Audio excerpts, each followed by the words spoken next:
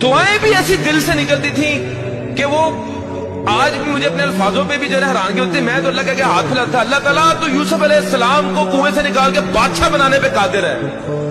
या अल्लाह तो यूनुस अलैहिस्सलाम को मछली के पेट से बाहर निकालने पे कादिर है।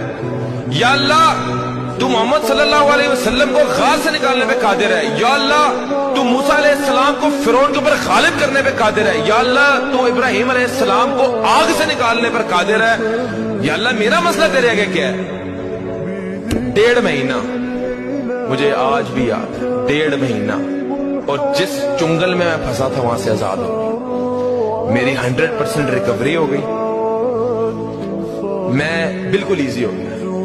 तब मेरा यकीन पुख्ता हो गया कि मैंने जिंदगी के अंदर कभी किसी मखलूक के आगे कोई हाथ नहीं फैलाने, कभी किसी को काम नहीं कहना। जब मेरा रब चाहेगा मैं रब को कहना है, मेरा रब चाहेगा हो जाएगा, नहीं तो कोई मसला नहीं।